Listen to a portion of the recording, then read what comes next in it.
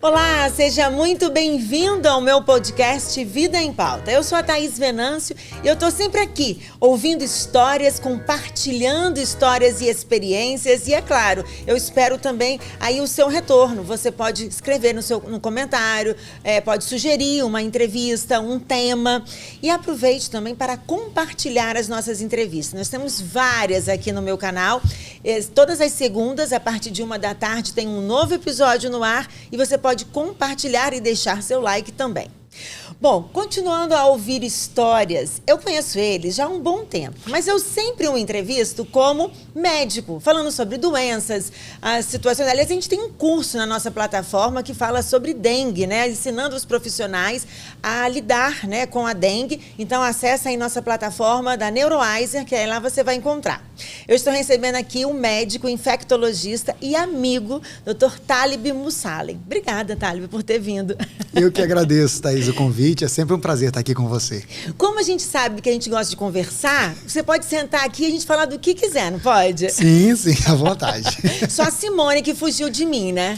Um dia eu ainda vou convencê-la. Um dia a gente ainda vai trazer. Simone é muito envergonhada, falei com ela, mas um dia a gente consegue. Porque Talib é casado com a Simone e pai de 2 filhos, né?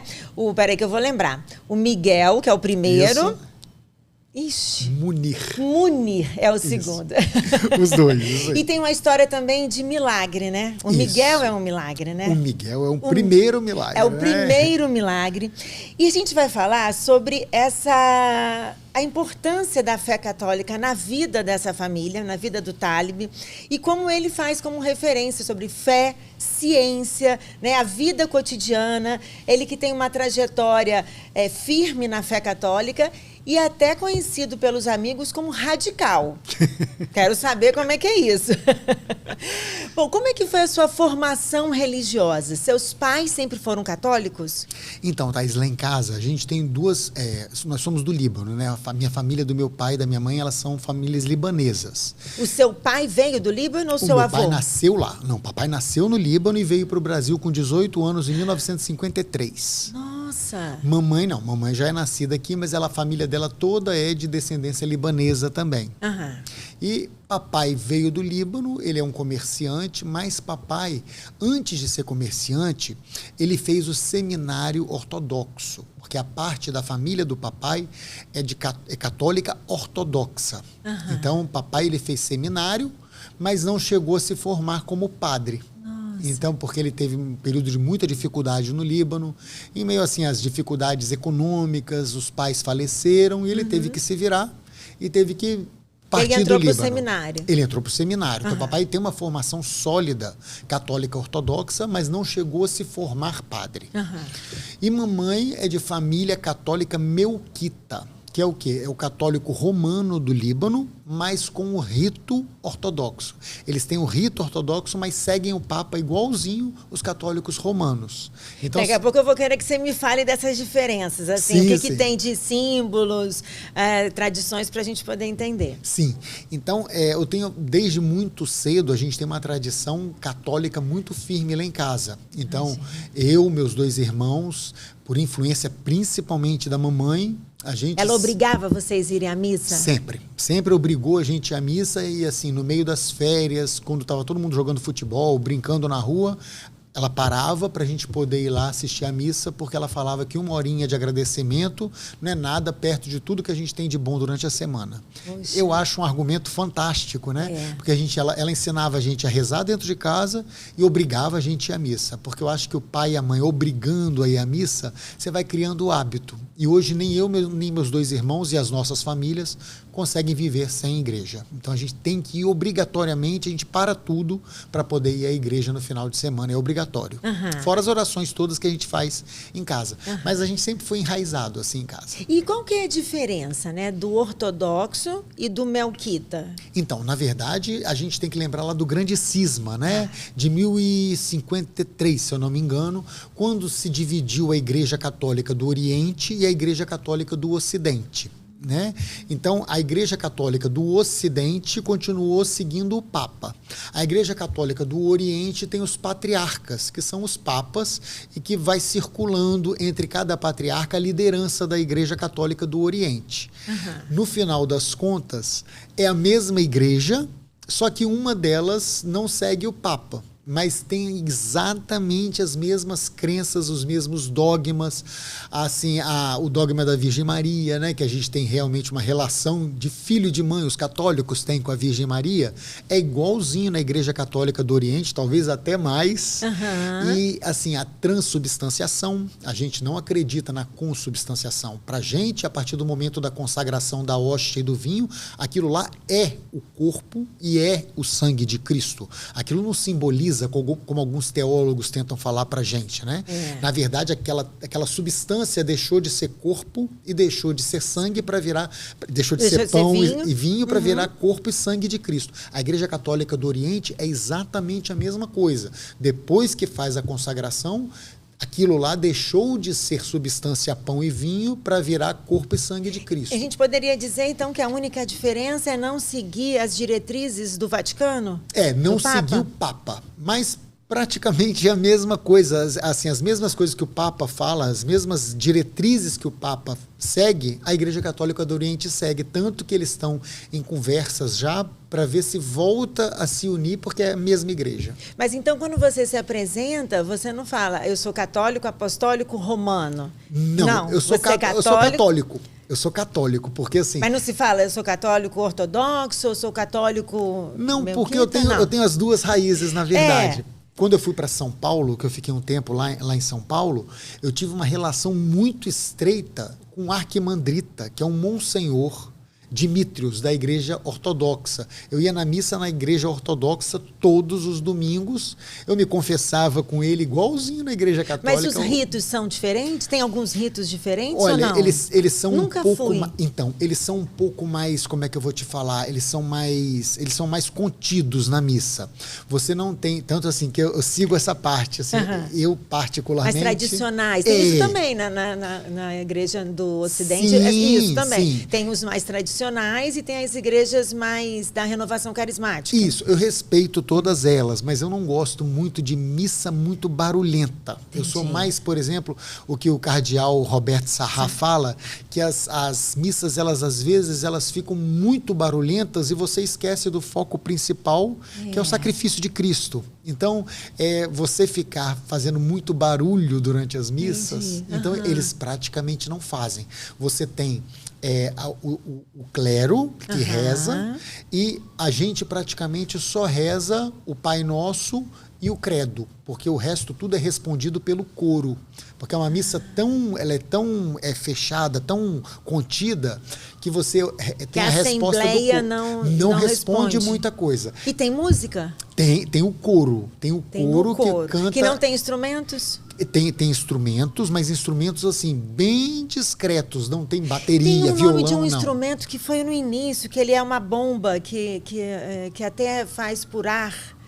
Ai, que ele parece um pianinho, assim, não. Um dia desses, a Débora até falou que ela toca ele, porque antigamente não se tinha instrumento de energia elétrica e se bombeava com o pé ou com a mão. Sim. Vou tentar lembrar depois o nome. Então, lá eles são bem mais contidos. Você tem um órgão, por exemplo, e tem o coro que responde, mas não tem bateria, não tem sino, não tem violão, nada disso. Não. É uma coisa bem mais contida, bem mais fechadinha. Assim. Mas tem todo o rito. Todo o rito. Do Glória ou do ato penitencial. Todo rito. Tem a doxologia, tem tudo isso. E eles falam muito durante a missa de Nossa Senhora. Toda hora contemplando a Virgem Maria, Mãe de Deus, toda hora eles lembrando. E dentro da ortodoxa, aí sai para Melquita? Não, aí o que acontece? Você tem a igreja greco-melquita, que é uma igreja católica, apostólica, romana, mas de rito oriental. Eles seguem o mesmo rito da igreja ortodoxa, porque você tem, por exemplo, as procissões que você faz do pão e do vinho, é o clero que faz aquilo. Eles usam muito incenso, toda missa tem incenso. Então, eles fazem aquela procissão. A Igreja Católica Melquita faz o mesmo rito igualzinho à ortodoxa. E a diferença deles? Por exemplo, aqui na Igreja Católica Apostólica Romana, a gente faz o sinal da cruz com cinco dedos, né, com a mão espalmada, e você vai para a esquerda. Né? Na Igreja Católica do Oriente, que é a Igreja Ortodoxa, você faz os 3 dedos, com esses 2 dedinhos aqui, e você vai para a direita primeiro. Porque tem tudo uma simbologia também. Igual então, a gente tem... Pai, aí eu venho para cá. Do Filho, do Pai, do Filho, do Espírito Santo. Amém. E por quê? Porque aqui significa a Santíssima Trindade.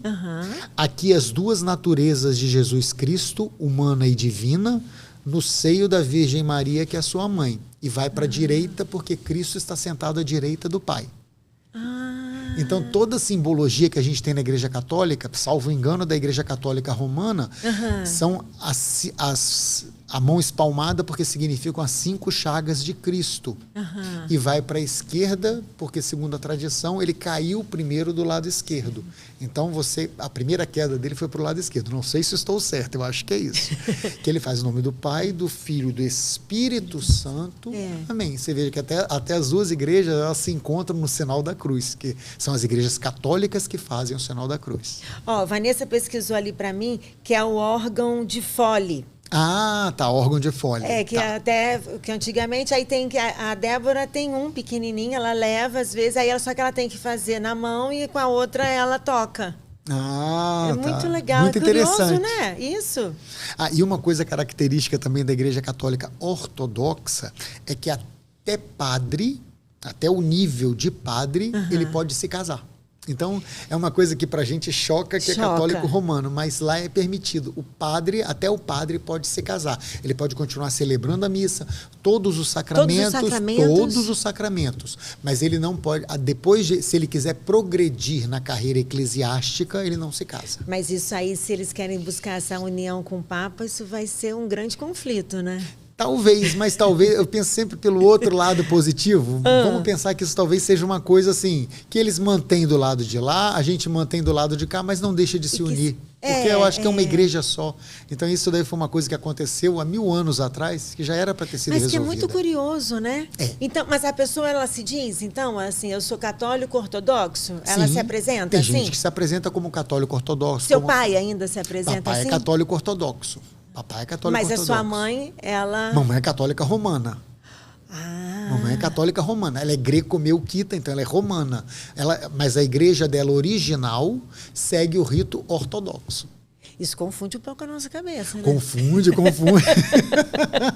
Você sabe que você já falou isso comigo várias vezes. Mas eu falo. E agora eu estou aprendendo. Mas é uma igreja que a gente acredita em quê? Na Santíssima Trindade. Cristo como Messias. Nossa Senhora, que a gente tem essa loucura por Nossa Senhora. Você sabe que às vezes eu fico pensando nisso. Eu falo assim, meu Deus, o protestante, o que eles fazem? Nossa Senhora, eu não saberia ficar sem Maria. Então, uma vez eu vi, se eu não me engano, foi o padre Airola que falou uma vez que o privilégio que a gente tem de ter 2 mães, né? Porque a gente tem uma mãe na terra e você tem a mãe no céu. Então, quando a gente cria uma intimidade com Maria, muitas vezes eles não entendem. Eu acho que é questão de tempo até descobrirem que um dia vai ter, é um conforto você ter uma mãe. Você falou a palavra certa, conforto. Uma amiga perdeu um filho há pouco tempo, né? A missa de 7º dia foi essa semana. E você acredita, Talib, que ela estava destruída por dentro. Mas ela passou para a gente assim, uma fortaleza, como se a gente sentisse que Nossa Senhora carregava ela no colo. Porque ela dava força para as outras pessoas, para os amigos, né? Para a irmã. Foi tão bonito ver isso. Eu me surpreendi, porque eu achei que eu ia chegar lá e ia vê-la destruída. Mas eu sabia que ela estava destruída por dentro. Mas a força que ela estava passando é só com a Nossa Senhora. O conforto que a gente tem, eu falo, é um conforto de mãe, é materno mesmo. A intimidade que a gente tem, né? Quando a gente está rezando o terço, rezando o rosário, eu acho que a gente cria uma intimidade com Maria que as pessoas não entendem, né? Não. E, se eu não me engano, o C.S. Lewis, ele fala muito disso, que você, quando está rezando para Deus, a gente tem uma ideia de falar, Deus ou Nossa Senhora, eles não vão me ouvir, eles não me ouvem, porque você imagina o quê? Você imagina que você está rezando e que tem uma fila de gente na sua frente que ele está ouvindo. Mas não, a oração é individual. Quando você está conversando com Deus, Deus está te ouvindo. Ele não está deixando de te ouvir particularmente. Então, esse é um conforto muito grande que eu acho que as pessoas têm que ter. Quando você está fazendo a sua oração, quando você está rezando, essa intimidade que você cria com Deus é particular. Ela não é dividida com os outros. Deus está ouvindo os outros também, mas quando você está rezando, Ele está te ouvindo. E eu acho que esse conforto de mãe, nós que somos católicos, a gente tem privilégio, e eu rezo para que um dia todos os cristãos venham a ter esse conforto que a gente tem. Já que a gente está citando algumas pessoas, a doutora Filó, em uma das pregações, ela falou assim, só que você tem que saber que Jesus é seu amigo, mas você tem que falar com ele, você tem que criar intimidade com ele. Sim. Não é chegar lá e, de repente, você querer que ele te ouça, ou que você... Você tem que estabelecer essa amizade com ele, para você também se sentir à vontade, para contar para ele aquilo. E acho que é isso, é para ele você ser ouvido, né? Com certeza. E eu acho que assim, a gente mantendo uma relação de intimidade, ninguém tem um amigo que só aparece de vez em quando para poder te pedir uma coisa. Né? Eu falo, você não tem um amigo que chega para você e te pede uma coisa de vez em quando está precisando. O amigo é aquele que você pode até não falar com todos os seus amigos todos os dias, mas você não vai pedir só coisa para ele. Você vai contar uma coisa diferente, você vai ligar para o seu amigo falar por que você lembrou dele um dia. Então, eu acho que com Cristo é seu maior amigo. Então, você tem que falar todo santo dia com ele, você tem que reclamar com ele, você tem que pedir as coisas para ele. E tem gente que fala, não vou encher o saco de Deus com essa coisa tão pequenininha. Mas ele gosta que você vá lá e fale com ele até as coisas pequenininhas, porque é essa intimidade que a gente vai criando com ele e com Nossa Senhora. Então, acho que isso daí ninguém tira da gente que é católico. Gostei disso, você falou, até as coisas pequenas, até as reclamações. Tudo, até as coisas pequenininhas você deve falar com ele, porque ele se importa, ele vai se sentir mais importante ainda se você falar tudo com ele, né? Agora, falando sobre amigo, fiquei sabendo que seus amigos falam que você é radical. Por que eles falam que você é radical? Então, eu já dei até uma entrevista sobre isso. Eu falo, o meu radicalismo, que as pessoas falam que eu sou radical, não é em relação aos outros. Eu nunca passo Você não sai por aí convertendo, tentando mudar os outros, não? Eu não suporto conversão, assim, a conversão forçada. Tá? Assim, Thaís, eu não gosto de ficar forçando uma pessoa a virar católica. Eu acho que também é uma coisa que eu aprendi também na igreja ortodoxa, que o padre falava, que o católico tem que ser um vaso de graça. As pessoas têm que olhar para você e ver alguma coisa de diferente em você, para através das suas atitudes, através do seu jeito de ser, essas pessoas busquem a conversão delas próprias. Não é você que tem que ir lá falar, elas têm que notar o que tem de diferente em você, que você, o católico, tem que ser sal da terra e luz do mundo. Então a gente tem que estar sempre rindo. A gente, lógico, tem dias que a gente está meio para baixo, mas procurar sempre estar de bem com a vida, sempre rindo, sempre agradecendo, ainda que você passe uma dificuldade, pega na mão de Jesus e vai junto, porque você sai daquela. Ele sabe o melhor para você. Então, eu não gosto de conversão forçada. Muita gente que às vezes veio me falar que se converteu porque me viu, eu fico super feliz, porque Deus fala, né, que uma alma que você converte, uma alma que você converte, você já está com a sua salvação garantida. Eu falei, opa, depois eu vou cobrar isso. Mas as pessoas têm que se espelhar em você e não você ficar, vamos na igreja, vamos pegar aquela pessoa, vamos levar na igreja. Não, ela tem que saber que naquela hora do seu final de semana, você não vai estar disponível porque você tem um encontro muito mais importante, que não é hora de você beber sua cerveja, não é a hora de você estar vendo seu jogo de futebol, é a hora mais, é o que eu falo para os meus filhos, a hora mais importante da semana. E os meus filhos, graças a Deus, eles criaram isso. Então eles já falam, papai, a gente não vai na missa hoje não, vai ser amanhã, porque vai criando o hábito. É verdade. E essa é a conversão. A conversão começa dentro de casa, né? Então, quer dizer, mas por que eles falam que você é radical? Falam que eu sou radical porque tem coisas, por exemplo, que eu faço que as pessoas não entendem por quê. Por exemplo, missa. É uma coisa que eu não abro mão. Não abro mão. As missas todas do meu domingo e as missas de preceito, eu tenho que ir naquelas missas.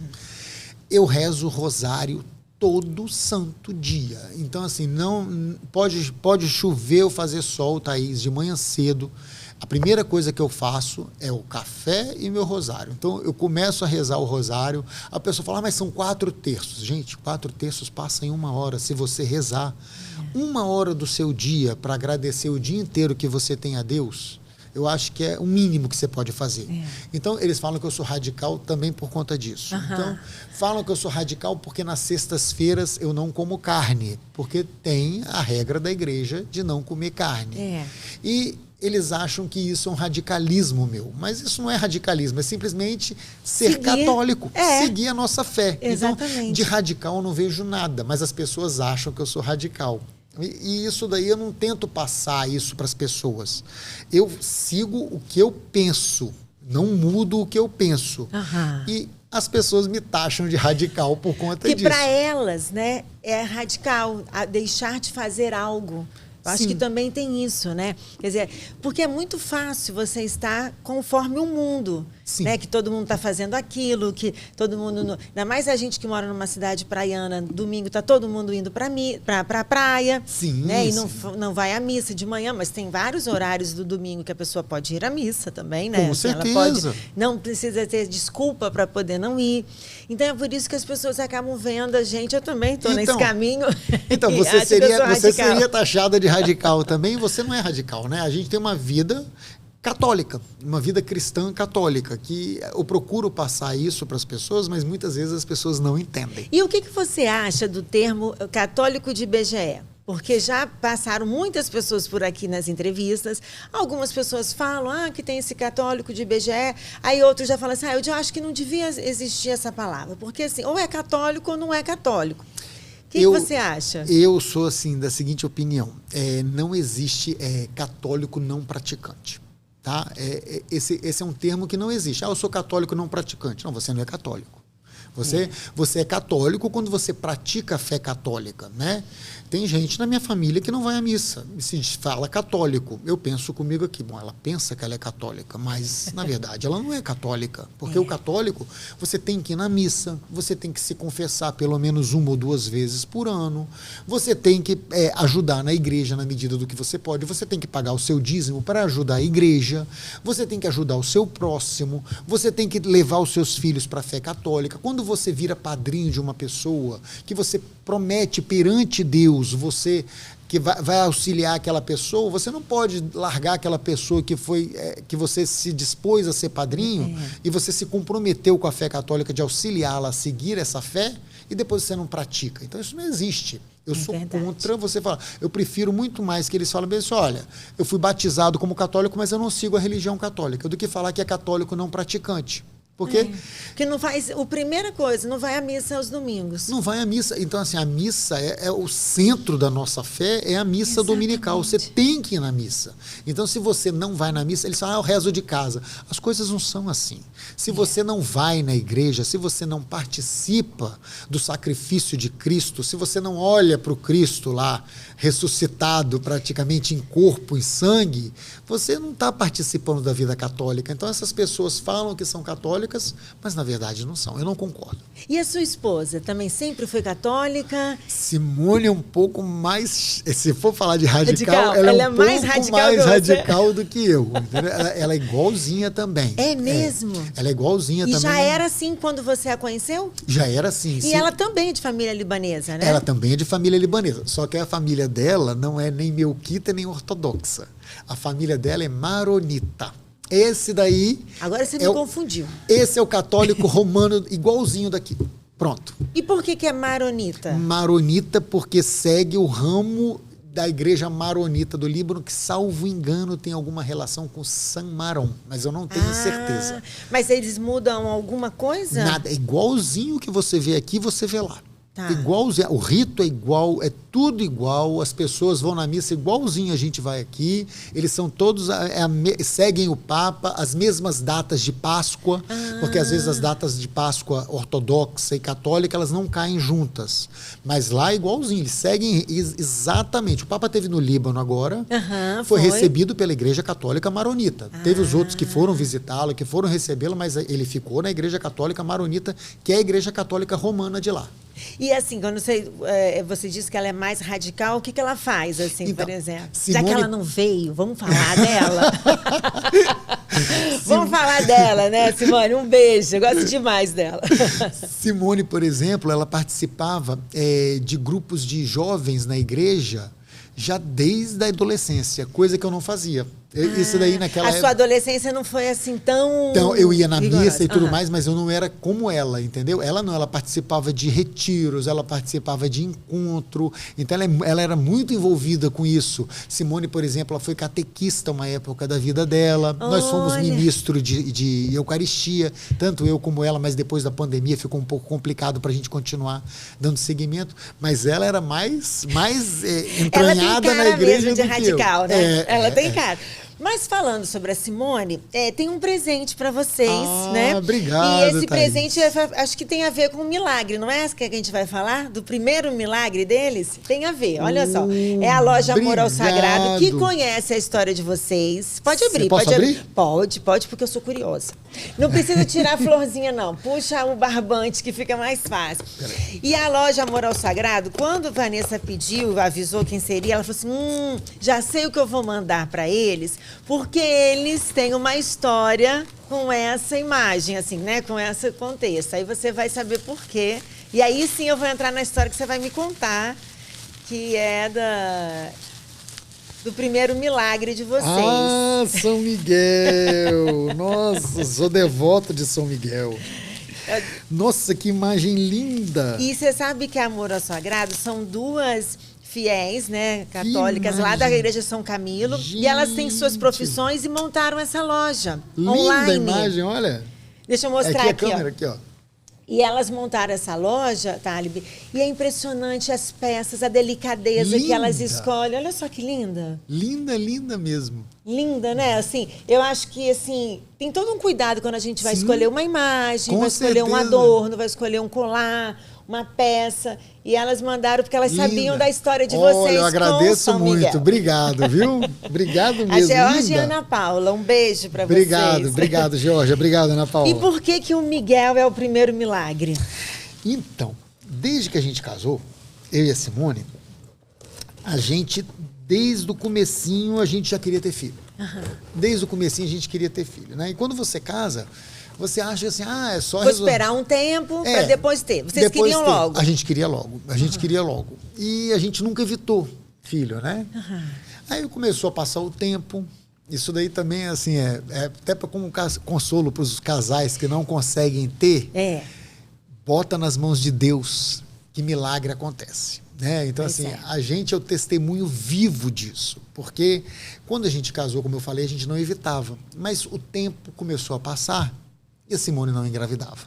E aí a idade foi passando. A idade eu já era mais velho, né? Porque a minha diferença para a Simone é de 11 anos. Ah, é? É de 11 anos, né? Então a gente tem uma diferença de 11 anos. Ela era nova. Eu tinha, na época, eu tinha 30. Deixa eu ver aqui. 2011, eu tinha 36 anos. 36 anos. Olha. Então, Simone não tinha nem 30. Não, nem 30. Com 25. E a gente não conseguia engravidar de jeito nenhum. Aí a gente começou a partir para todos os exames. Aí Simone fez todos os exames. Ela tinha ovário policístico, mas que não era um grande impedimento. Mas quando a gente fez o meu exame, realmente não tinha chance praticamente de se ter filhos, porque eu tinha quantidade de espermatozoide, porém eles eram 99% imóveis e 1% móvel lento. Nossa! Isso daí eu falo assim, sem vergonha nenhuma, porque era o que acontecia. E é bom você falar isso, porque muitos casais, às vezes, demoram a descobrir o problema, porque o marido se nega a buscar essa causa, se nega a fazer os exames e acaba só deixando a culpa, como se, assim, para a mulher, né? Não, o casal é o casal. É o casal, precisa só, investigar né? o casal, né? Aí vem aquela coisa de Deus que a gente pensa, né? É corpo e sangue, os corpos se unem e viram uma só carne, né? Então, você tem que... Eu tinha que procurar nela, mas procurar em mim também. E o grande problema realmente era meu. Porque você tem que ter mais de 50% móveis rápidos para poder conseguir ter chance de engravidar. E aí a gente começou a nossa via crucis, né? Porque todo mundo levava a gente para poder fazer a fertilização. Né? E passou pela cabeça de vocês em algum momento? Em algum momento chegou a passar. Mas a gente por conta da igreja, a gente não queria fazer. Nada contra quem faz, tá, Thaís? Assim, eu não tenho, assim, acho que cada pessoa tem a sua consciência, mas a gente não queria, porque a igreja tem os motivos dela para não permitir que a fertilização seja feita, né? Por uma questão que você desvincula o ato sexual do ato de procriação, então eles não concordam com isso, eles acham que moralmente um homem fazer a fertilização não está certo. Então, por uma série de questões, a igreja não concordava e a gente, por seguir a igreja, a gente não queria fazer também. Tanto que eu tenho vários colegas que fizeram fertilização, tem os filhos dele, lindos, mas a gente não queria pra gente. E a gente... Passaram-se 4 anos praticamente e nada do bebê. E a gente modificação do estilo de vida e para de beber, emagrece, olha, tudo que você puder imaginar. Faz dieta, faz tudo que a gente puder parar para pensar, a gente fez. E a gente já estava entrando praticamente num desespero. Imagina. E a gente se uniu muito à comunidade de Nossa Senhora de Guadalupe, que é o Padre Hiller, que a gente tem verdadeira paixão pelo Padre Hiller. Eu preciso ir lá conhecer. Não, a gente também tem que chamar o padre para vir aqui, não é? O Padre Hiller é um querido, não tem nem como falar. Ele começou, com um jeito delicado dele, colocar a gente no meio da igreja lá, mas no centro mesmo, assim... As novenas, quem fazia lá, quem puxava as novenas, ele começou a colocar Simone como puxando parte das novenas, me chamou para ser ministro. Então, a gente foi entrando na vida da igreja. E eu sei que a igreja toda, que eu sou extremamente grato, que é a comunidade de Nossa Senhora de Guadalupe de Itapuã, começou toda a rezar pela gente. Né? Nossa, que lindo. Então toda a igreja começou a rezar pela gente. E eu lembro que foi assim, a coisa foi indo e nada do bebê aparecer. E eu resolvi parar de beber. Não bebia mais nada. Fiquei 6 meses, praticamente, sem botar uma gota de álcool na boca, para ver se melhora pelo menos o número dos espermatozoides, a motilidade deles, para ver se funciona. Eu sei que depois de 6 meses, eu fiz um novo exame. Quando eu mandei esse exame para o médico, ele falou: Talib, olha só, não é mais uma questão de você fazer ou não fazer. É sua decisão de ter filhos ou não. Porque além de você não ter mobilidade, esse exame agora mostrou que o número já não é suficiente para fertilizar. Nossa, aquilo veio para mim como uma bomba na cabeça. Imagina. Aquilo foi praticamente uma bomba. Aí veio o meu aniversário, era um sábado. Eu falei assim, olha só, a gente não vai ter filho mesmo? Tem uma história antes, né? Esse aí foi em agosto. Mas em abril... eu falei com Simone, olha só, a gente não vai ter filho, né? Pelo que eu estou vendo aqui, a gente não tem chance de ter filho. E a gente começou a aventar a possibilidade, talvez, de uma fertilização. Será que Deus também, às vezes, não quer carregar a gente para a gente deixar de ser tão radical e levar a gente para a fertilização? Aí 1000 coisas passam na cabeça da gente, mas a gente sempre tendo em mente que a igreja não quer, né? E em abril eu falei, Simone, vamos fazer o seguinte, a gente não vai ter filho, então vamos cada um fazer o que a gente gosta de fazer na vida, juntos. Então, eu falei, vou comprar para mim um piano de cauda, que eu sempre quis ter dentro de casa, para voltar para ser concertista mesmo, que era um sonho que eu sempre tive de concerto de piano. E Simone gosta muito de viajar. Eu falei, vamos juntar dinheiro para viajar, eu compro o meu piano e a gente segue a vida. E vamos fazer, se a gente não pode ter filho, vamos fazer a nossa vida ser mais preenchida ainda. Aí comprei o piano, voltei a estudar com força total para concerto mesmo. Isso em abril, né? Aí, e Simone começou a planejar as viagens dela. Em agosto, quando eu fiz o exame que realmente tinha caído, eu falei, agora a gente não vai ter mesmo filho, então a gente tem que investir mesmo nisso. Isso foi num sábado. Eu falei assim, Simone, olha só, sexta, eu falei, olha, sábado vai ser meu aniversário. Eu não sei se foi sexta que foi meu aniversário, no sábado meus amigos me chamaram para ir para o barzinho. Eu falei assim, vou para o barzinho, vou encher a cara junto, porque já estou 6 meses sem beber. Vamos para o bar, fizemos a festa e tudo mais. Naquela época eu tinha aula de alemão particular em casa. Aí eu estava tendo aula de alemão, no sábado a gente bebeu. Passou domingo, passou a segunda, na terça era a minha aula. Aí na terça eu estou tendo aula de alemão, eu só vejo Simone passando, dançando em casa, de um lado para o outro. Eu falei, Simone está ficando maluca. Aí, e você ali falando alemão. E eu conversando em alemão com o professor. Aí daqui a pouco o professor vai embora, eu agradeço e tudo mais, ele sai de casa. Eu falei, o que foi, amor? Que você tá ficando... Foi bem assim... Não dá nem para desconfiar. Aí eu falei bem assim, ela pulando de alegria. Eu falei assim... né, seria uma coisa se você estivesse grávida. Aí ela pegou o teste e me mostrou. Aí, Thaís... Aquilo lá me emociona até hoje. Porque quando ela me mostrou o teste... Deus. Quando ela me mostrou o teste, eu falei, gente... Deus existe. Sem sombra de dúvida, ele nunca deixou de existir, mas nunca deixou de amparar. Né? Então, aquilo realmente, assim, aquilo me toca. Até hoje, eu lembro da cena dela pulando. Eu falei, aquilo lá me tocou muito. Porque, assim... Deve ter sido muito marcante, né? Foi assim, foi uma coisa fora do... Não tem como descrever. Assim, se eu era radical antes, eu fiquei muito mais radical depois. Se me chamavam de radical, porque, assim... às vezes as pessoas falam, tem um filósofo que ele fala que os milagres estão nas pequenas coisas do dia. É uma coisa que às vezes um pneu que furou, que Deus te fez o pneu furar ali, que você maldiz aquela hora, mas ele te livrou de um acidente ali na frente. Então são os pequenos milagres, mas os grandes milagres, que é o que você espera, nem sempre acontecem, né? E esse aconteceu. Aí veio e a gente colocou o nome dele, seria Miguel, ou alguma coisa que lembrasse São Miguel por causa da minha devoção a São Miguel. E passou a gravidez da Simone, foi tudo maravilhoso. Miguel é um menino que onde ele passa, todo mundo fala que ele é iluminado, e realmente, não é por ser meu filho, mas ele é.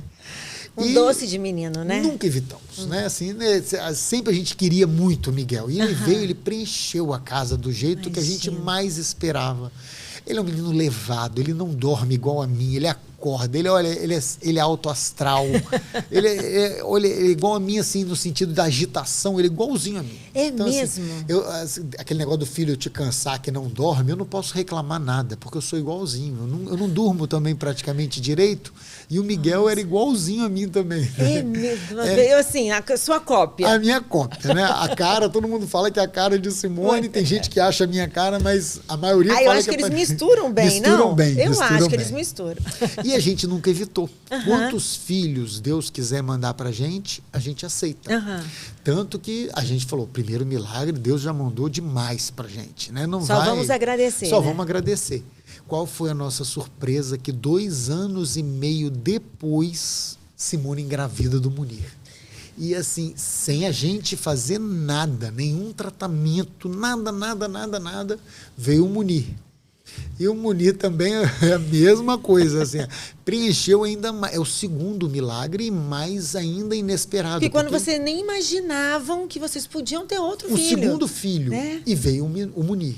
E a gente não evita. Se tiver que vir um terceiro, se tiver que vir um quarto, venham quantos quiserem, do jeito que quiserem vir, que são bem-vindos. Porque a gente realmente, filho é graça de Deus. Verdade. A gente queria muito um terceiro, mas se Deus mandar, seja bem-vindo. Se não vier, os 2 que estão lá em casa já preencheram tudo. Mas a história não parou por aí. Porque há um tempo atrás, Simone precisou de fazer uma cirurgia de um cisto ovariano que ela teve, uma dor insuportável que ela desenvolveu na barriga, e ela estava com um cisto ovariano de 500 ml. Nossa. 500 ml, cisto torcido. A médica falou que ela não sabe como é que ela aguentou 2 meses de dor até que a gente fizesse o diagnóstico para poder fazer a cirurgia. E nessa cirurgia, a médica descobriu que Simone tinha endometriose, que nunca foi diagnosticada. Então, o problema, que era muito mais meu, você veja que ela tinha uma endometriose que a gente sabe que é uma causa importante de infertilidade na mulher. Então, se os meninos... E que não tinha sido visto lá atrás. Não tinha sido visto lá atrás. Não tinha sido visto lá atrás. A gente achava que Simone só tinha o ovário policístico. Então, na verdade, os 2 são assim, mais do que milagres consolidados mesmo, porque... eu não podia, e ela tinha uma doença também com gravidade que impedia de ter filho. E que graça de Deus, né? E a gente Você vê a graça de Deus na nossa vida, plenamente, né? Manifesta. Eu falo ali, os 2, a gente olha para os 2 todos os santos dias e fala bem assim, olha, são 2 milagres. São 2 milagres, a gente olha para os 2 assim, não tem como você não acreditar em Deus. depois do que a gente vai vendo desses milagres nas nossas vidas e dos milagres que a gente vai vendo na vida dos outros também. Porque a gente começa a ver milagres também. Começa a escutar outros milagres, né? Outros milagres também. Então eu falo para aquele casal que é católico, não desiste, porque Deus está reservando o que é melhor para você. Seja te dando filhos ou não te dando filhos, a sua família é você e sua esposa. Né? Os filhos, eles são filhos de Deus. Deus te dá a honra de criar os filhos dele, mas quem é o seu casal mesmo é a sua esposa, o seu marido, é vocês, já tem a família completa. Né? Então, procurar não ficar ansioso. Eu sei que é dificílimo, eu passei por isso, é dificílimo você falar, quando você relaxa, o bebê vem. Mas o difícil é relaxar. O difícil é não pode julgar as pessoas. Né? Então, a gente tem que dar essa chance para a pessoa também ficar ansiosa, é direito dela, mas se puder, tente não ficar ansioso, porque a graça de Deus age na hora certa. Nossa, essa história é muito bonita, né? Essa história de vocês é linda, assim, porque realmente ela emociona, ela faz a gente acreditar que é possível ter milagres. Com certeza. É possível, né? Deus nos abençoa com milagres. E isso é algo, assim, fantástico, né? E eu vejo pessoas passando dificuldades enormes hoje. Eu falo, olha, não larga da mão de Jesus. Não larga da mão de Jesus. Pede a intercessão de Nossa Senhora. Reza ao Espírito Santo, reza ao Pai, reza a Jesus Cristo, que eles estão te ouvindo e eles sabem o que é melhor para você naquela hora. E o milagre vem. Pode ter certeza que vem. E quando a gente fala sobre esse assunto, a gente está falando sobre vida, né? E o médico, ele sempre é visto como que não acredita, né, na fé. Muitos, né, não acreditam na fé, não têm fé, né?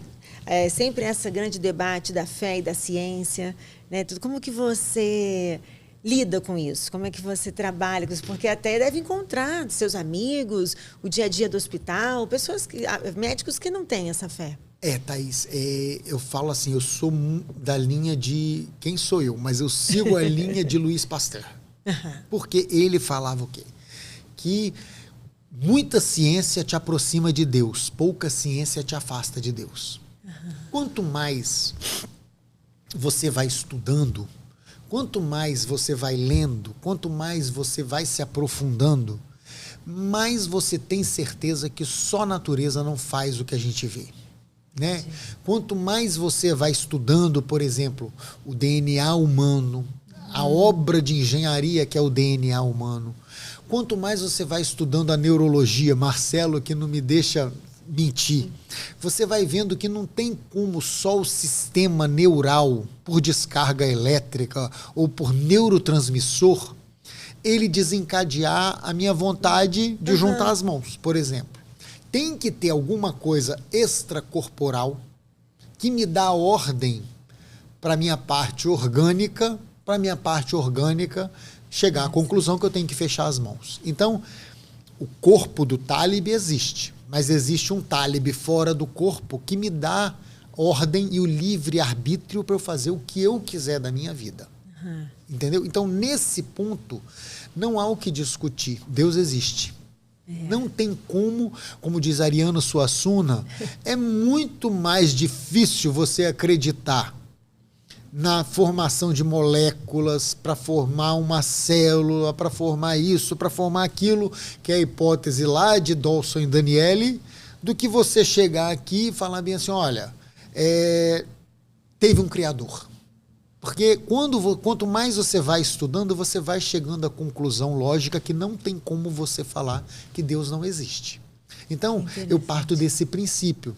E, para mim, Deus existe. A minha fé católica é indissociável da minha prática médica, mesmo porque a Igreja Católica ensina que amor ao próximo e caridade são a base. Então, se você não tiver amor ao próximo, se você não tiver caridade, você não enxerga no seu paciente um próximo. Então, você vê nele o quê?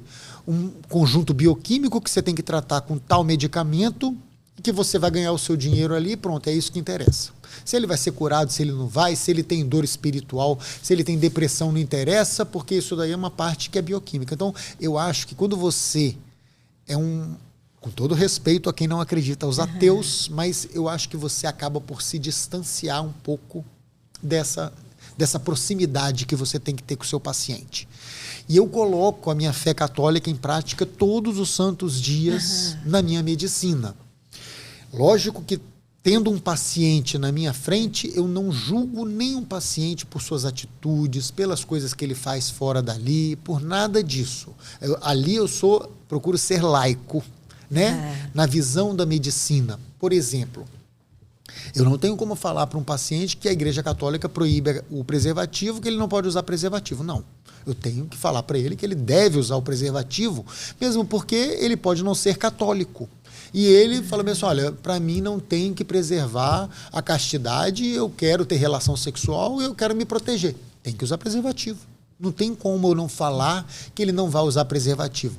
Para a fé católica é errado, mas para o meu paciente eu não posso falar com ele que ele tem que seguir o que eu falo porque eu sou católico. Nesse ponto, eu tenho que me manter laico, entendeu? E assim, eu não tenho preconceito nenhum dentro do meu consultório com o que quer que a pessoa fale para mim. Porque eu não posso ter preconceitos como médico, como católico. Entendeu? Entendi. O católico não pode ter preconceitos. Ele tem ali uma pessoa que, na minha visão, é filho de Deus, tão amado por Deus como eu sou, porque Deus não faz diferença de raça, de sexualidade, de cor, de questão social, de nada. Então, do mesmo jeito que Deus me ama igualmente aquela pessoa que está na minha frente. Então, eu, como médico católico, não posso ter preconceito. E nem posso querer colocar a minha fé católica naquela pessoa que muitas vezes não é católica.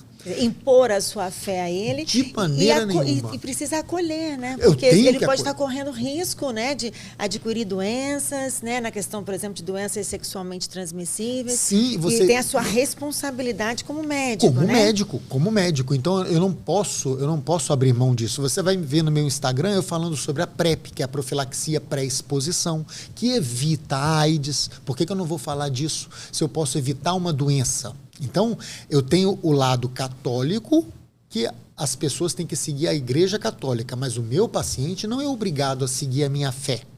Ele deve seguir o que a ciência fala, tá certo? Mas alguns pontos ali, por exemplo, eu boto uma barreira. Tem algum momento que entra em conflito? Tem. O único momento, eu acho que talvez seja o único momento que entra em conflito, que tanto que nunca ninguém falou isso, só uma vez que uma pessoa tocou nesse assunto comigo, que era saber onde que tinha clínica de aborto. E aí eu falei bem assim, isso daí seria o pai, né? O pai veio falar comigo onde que eu sabia que tinha uma clínica de aborto. A minha resposta foi ríspida, realmente foi ríspida, porque eu falei bem assim, olha, eu não sei onde tem clínica de aborto.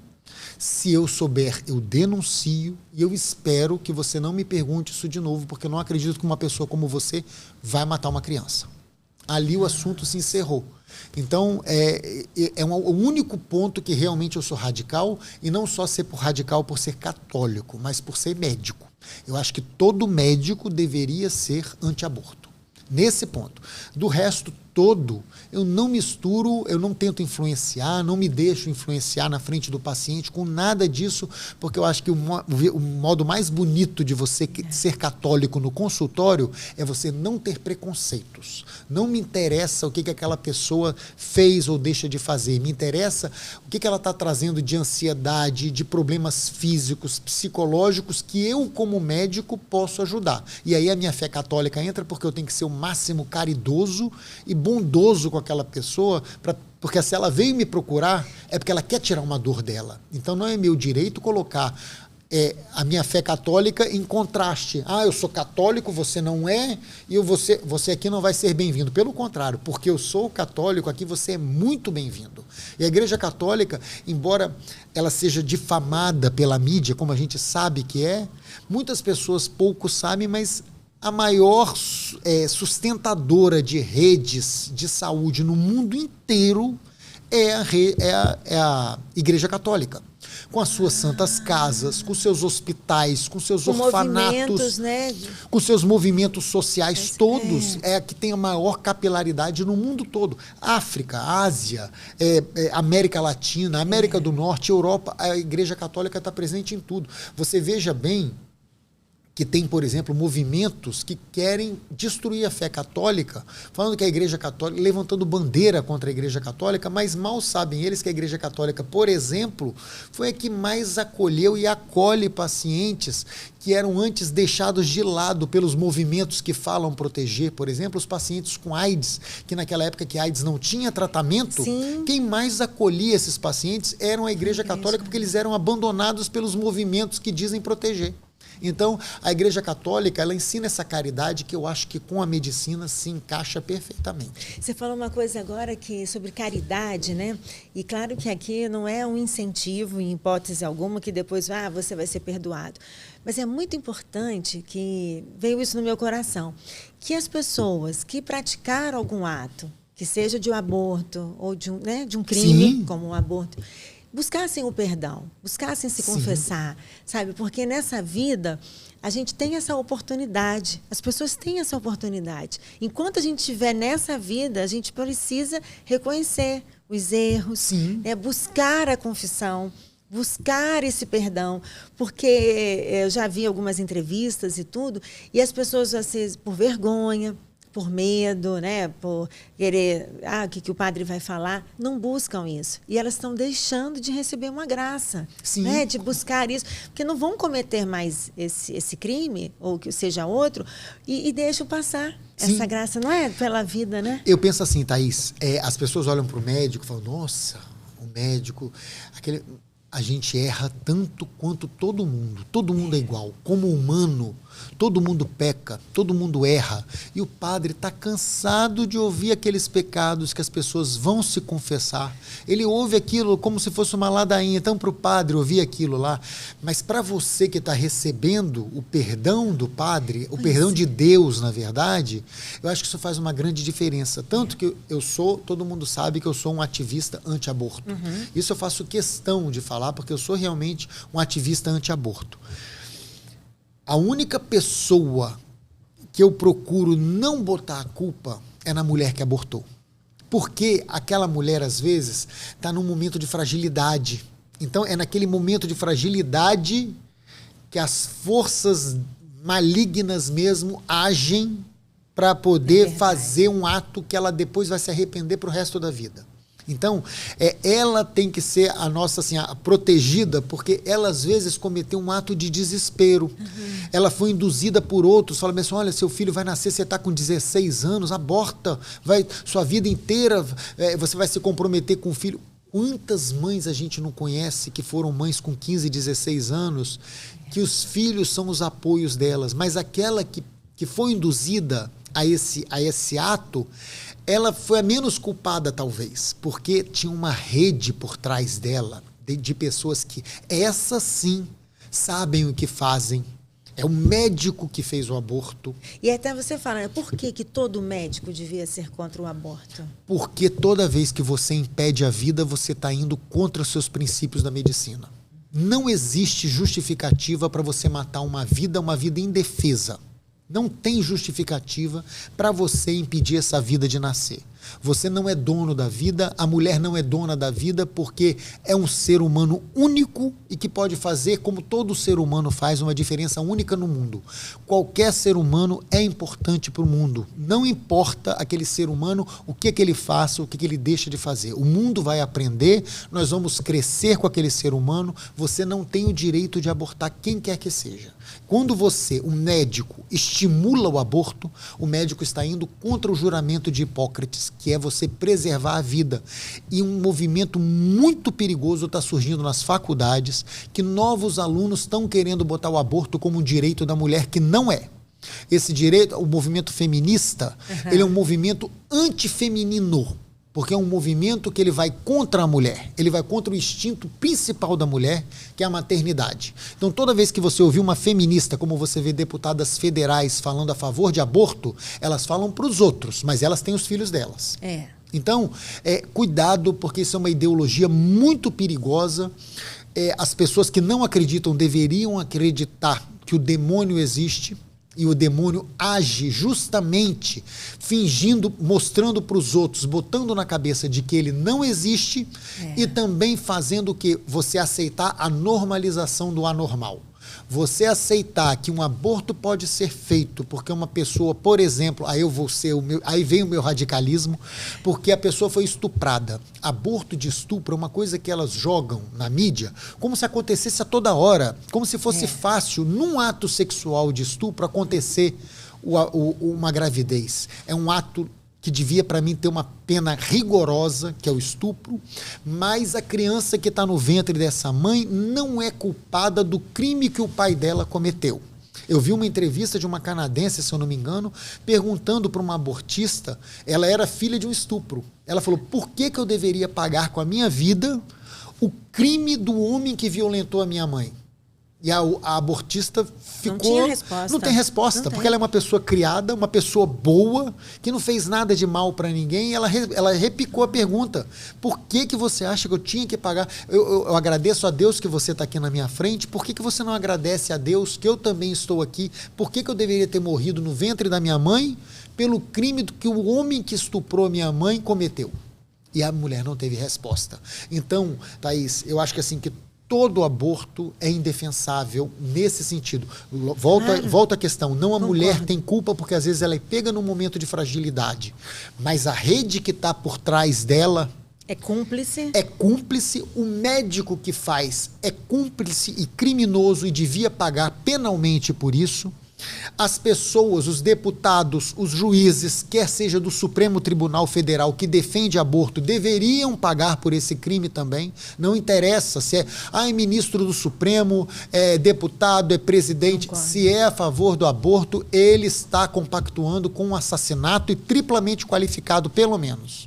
Porque se você for ver, é motivo torpe, não tem capacidade de defesa da vítima e por métodos cruéis. Então, contra o aborto, aí você vai ver todo o meu radicalismo aflorar. E parece que você já discute com quem for, né? Com quem for, não tem conversa. Já teve assim, você discutiu, não teve uma história que você discutiu com alguém aí, um desembargador? Já discuti com um desembargador que todo mundo calava, porque ele era desembargador. Mas ele estava o quê? Num lugar... Num churrasco. Era num churrasco, o desembargador começou a falar, ele era de esquerda, eu respeitava, ele falava das posições políticas dele, mas quando tocou no assunto do aborto, começou a discussão. Aí você não ia se calar. E começou com aquelas falácias de que quem mais sofre com aborto é a mulher pobre, porque ela vai ter que criar um filho. E ele começou a falar daquela... Eu falei, você só acha realmente que quem mais sofre é a mulher pobre? Eu falei assim, acho. Eu falei assim, eu não. Eu tenho certeza que quem mais sofre é o bebê. Porque o bebê vai ser morto, sentindo dor.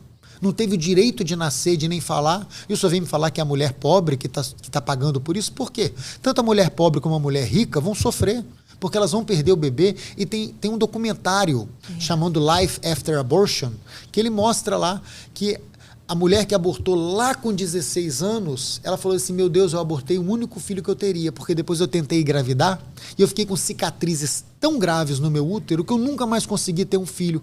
Então eu matei o meu único filho que eu poderia ter tido. E vai levar essa marca para o resto da vida. Para o resto da vida. Então, quer dizer, a mulher, se a gente pudesse penetrar na cabecinha da mulher naquele momento de fragilidade e falar, não faz, porque depois que faz, ela vai se arrepender, porque é uma vida que saiu dela. Então, essa eu acho a covardia do movimento abortista. É usar a mulher para os seus objetivos e depois ele larga a mulher para lá, não quer nem mais saber, porque já serviu para o objetivo dele, descartou, não quer saber se ela vai ter consequência psicológica. Hoje a gente sabe que a mulher que abortou, ela está mais envolvida com o uso de drogas, taxa de suicídio, taxa de depressão, ansiedade.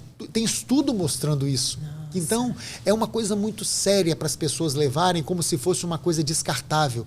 E é uma coisa que eles tentam fazer o quê? É mostrar a invisibilidade do bebê. Não tem um bebê ali.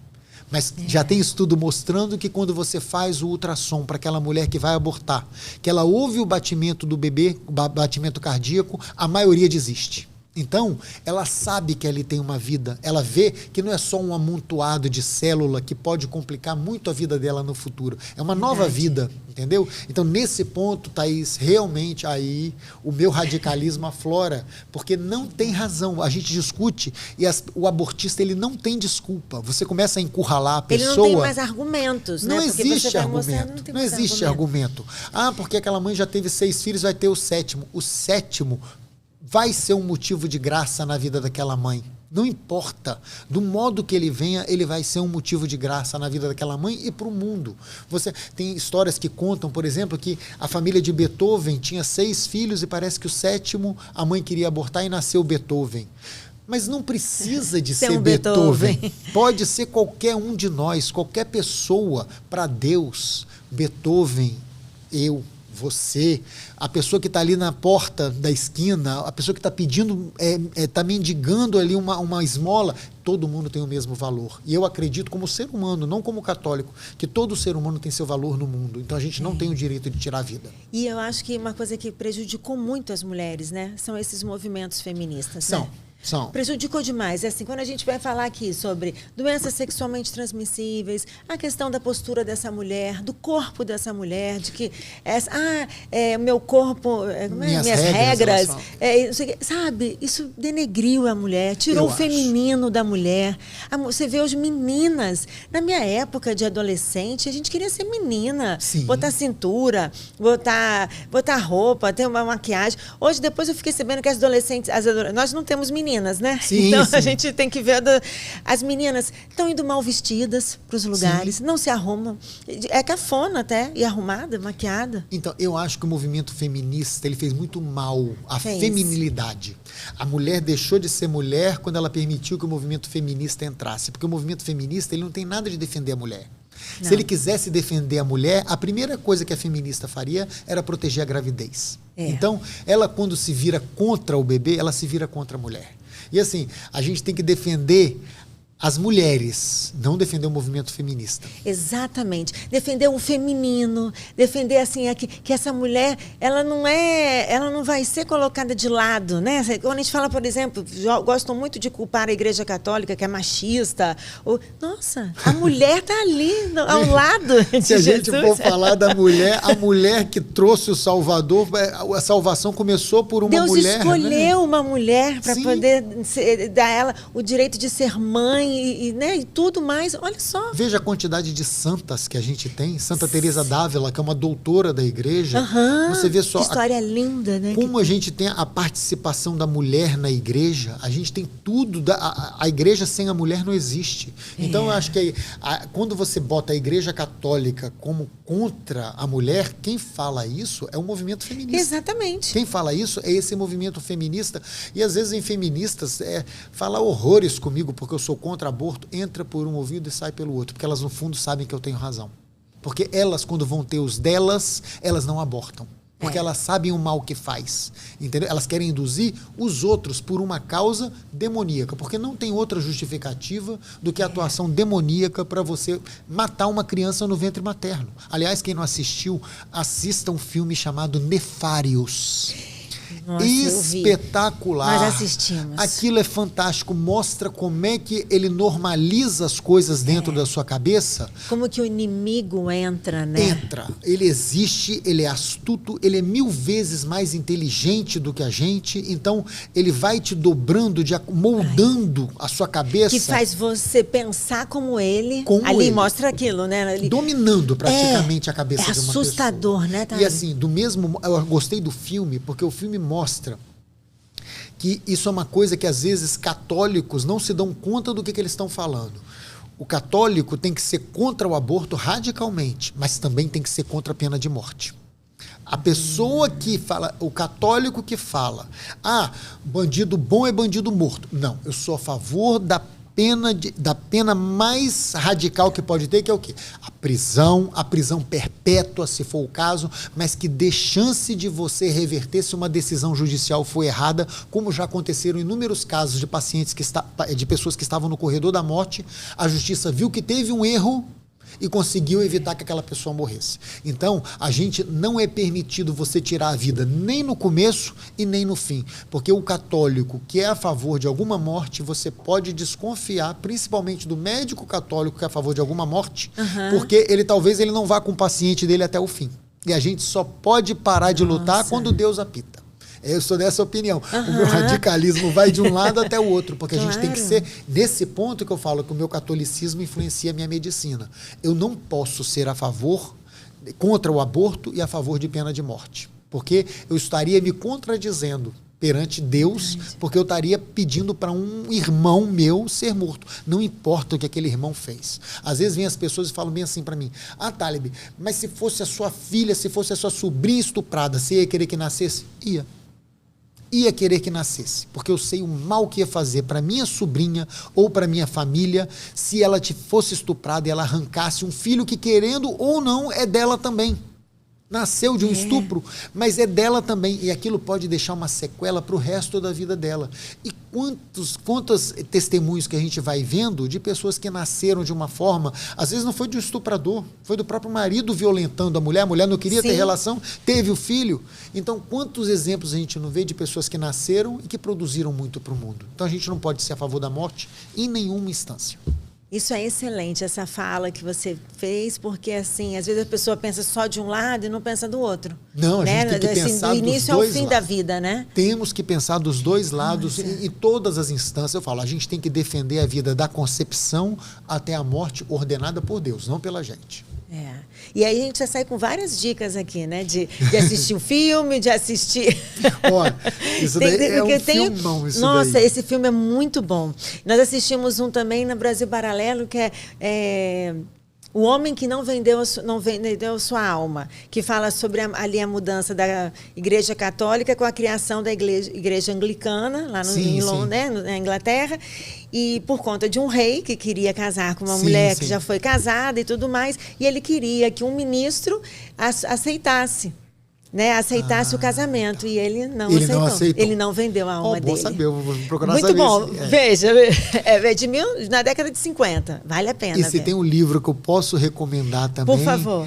Cristianismo Puro e Simples, de C.S. Lewis. Vale muito a pena ler sobre esse livro. Cristianismo Puro e Simples. C.S. Lewis. É C.S. Lewis. Então fica a dica pra gente agora. Ele escreve para a cristandade. Se eu não me engano, ele era anglicano, mas ele falava para os católicos e para os anglicanos sobre o cristianismo. Ele fala, não me importa o que você é, eu quero falar para você de Cristo. Uau. E é um livro fora de série que muitos católicos, inclusive a Igreja Católica, estuda muito. Vale muito a pena ler esse livro. Já vou adquirir. Esse daí vale a pena. Na minha lista. Talib, é sempre um prazer recebê-lo aqui.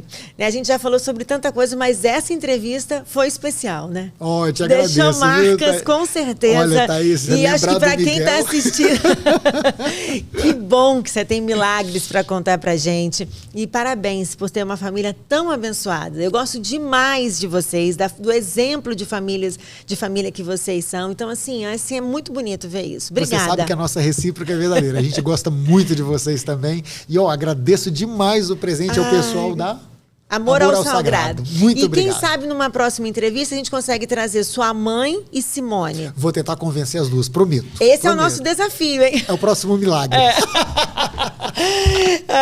Eu te espero, tá? Eu vou terminar aqui, que senão eu não paro de conversar. Até o próximo episódio. Obrigado.